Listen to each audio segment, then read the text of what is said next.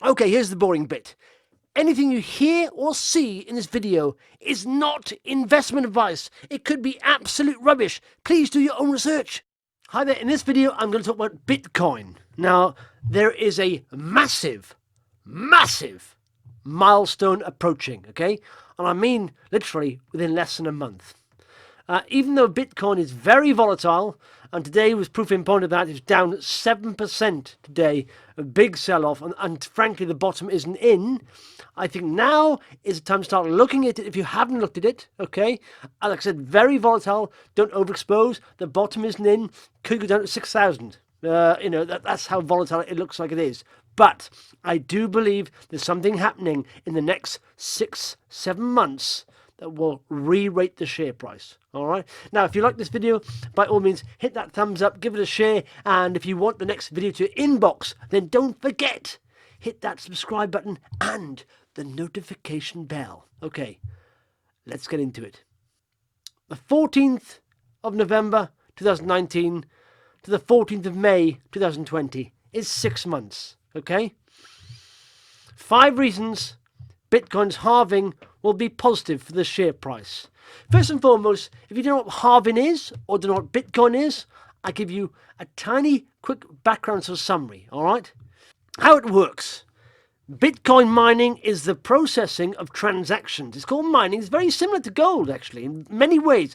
And I've talked about this on my previous videos. And by all means, hit that top right of your screen, and you'll see previous videos on Bitcoin.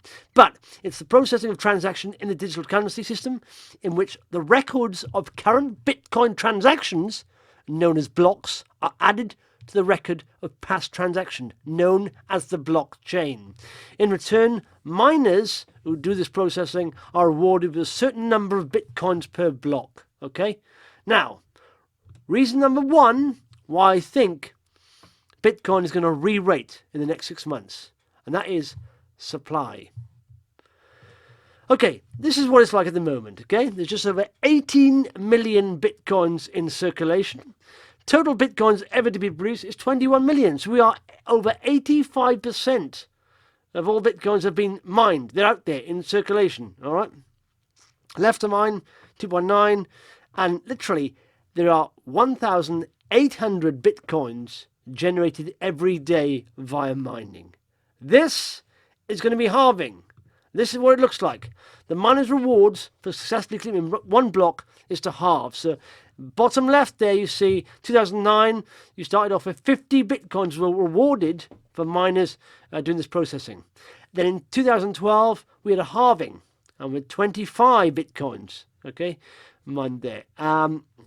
2016, again, it halved again, and now currently, miners get 12.5 bitcoins every time they complete this transaction with mining. Now, next May, it'll be 6.25. So what does that mean? It'll mean basically on a daily basis, the mining or the bitcoins produced will go from 1,800 to 900. Okay, this is a reduction in the amount being sold by $7.2 million a day, or 2.6 billion per year. So this is reducing. The amount coming into supply is reducing. And, like I said, demand is going up.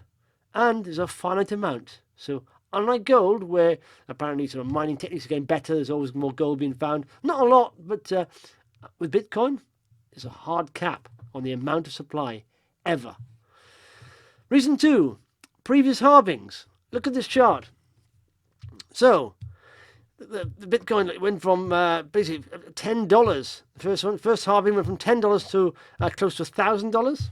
Second halving pretty much went from $658 up to today, which is around, in fact, it's down at $7,400. Right now, I've done a little spreadsheet. This is what it looks like. It's complex, but on the left column there, you have the timelines. Okay, first and second halving, and you got six months before. 3 months before, this is the price of Bitcoin. 1 month before, then the price at halving, okay?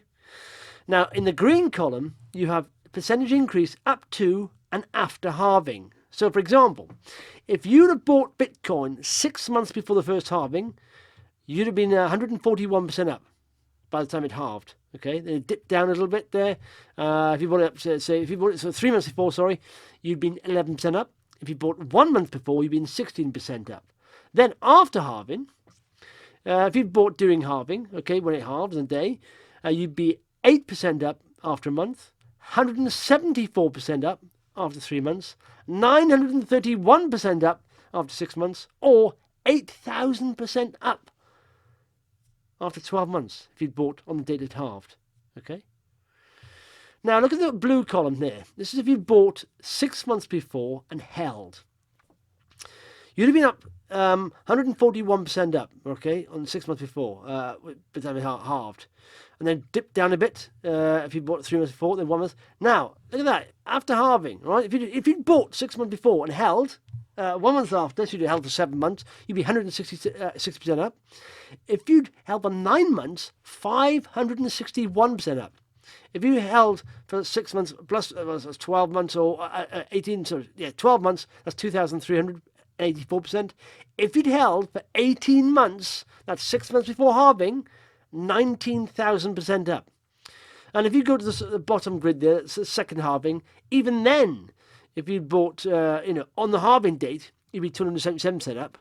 Now, if you'd bought 6 months before, you'd still be close to 500% up, or 457% up, if you'd bought 6 months before the halving. Right now, we're not far off 6 months before the halving. Reason 3, institutional interest. This is very important. Never before in the previous halvings have there been as much institutional interest in Bitcoin. Institutional money is big money. That means lots of supply is taken up. It's sucked up because they're buying big chunks of it. Okay? So this is very important. When you have a finite supply and you have increasing demand and that demand is big, it affects the price. So let's look at this. In September, you had BACT launching. That's a futures exchange, okay? And they say, we continue to build the BACT futures. We reached a new trading record of 212 contracts traded yesterday. So BACT exchange started physically delivering Bitcoin futures contracts in September, which opened the door for institutional investors to take positions in the currency in a federally regulated venue. Very important that. The offering demonstrates that the more and more Wall Street institutions are taking a close look at digital currencies and want to gain exposure to this new asset class.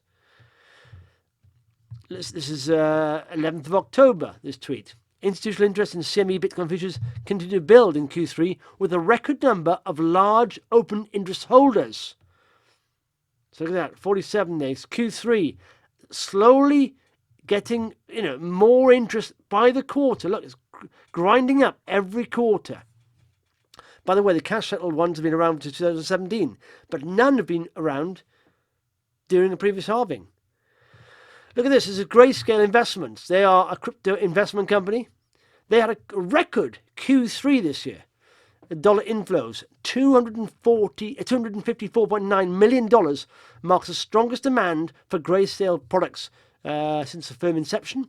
Inflows tripled quarter over quarter from 84.8 to 254.9 million, despite recent declines in the digital asset market prices. So even though the price is going down, which is counterintuitive, the inflows went up.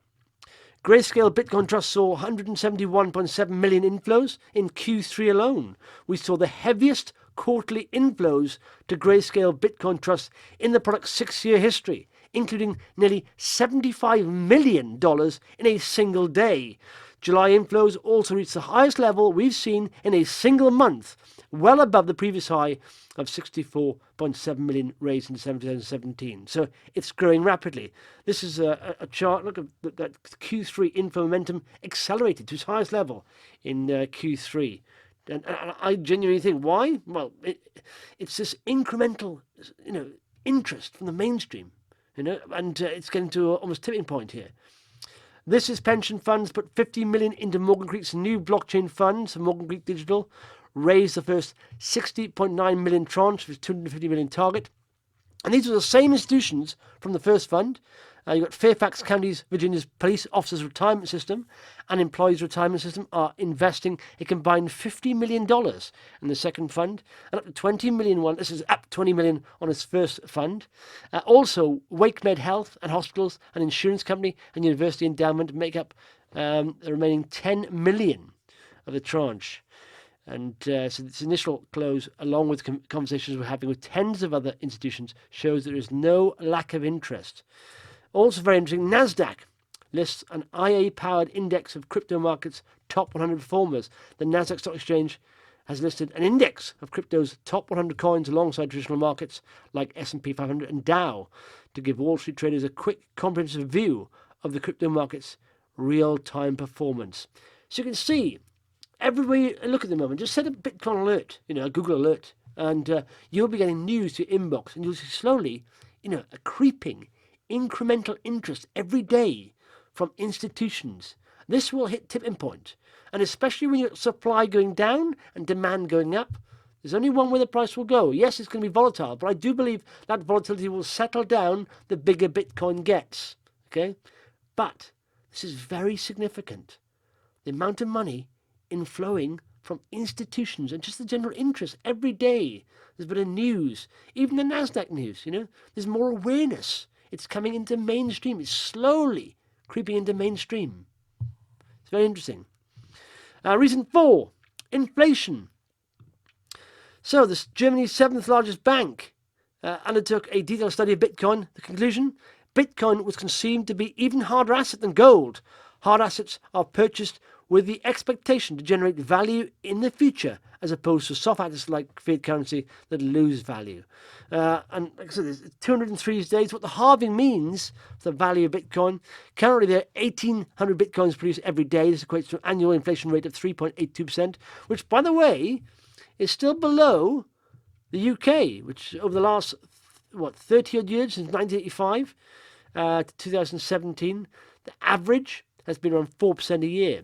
But once halving occurs, that goes down to 900 Bitcoins a day. That's 1.8%. That will go down again and again. For the first time, Bitcoin's inflation will be below major central banks' inflation targets of 2%, creating a hard asset like gold. This will halve again, like I said, every 4 years. Now, why this is interesting is that the global growth is slowing down. Lots of countries are already on a low interest rate, so they can't reduce interest rates any further.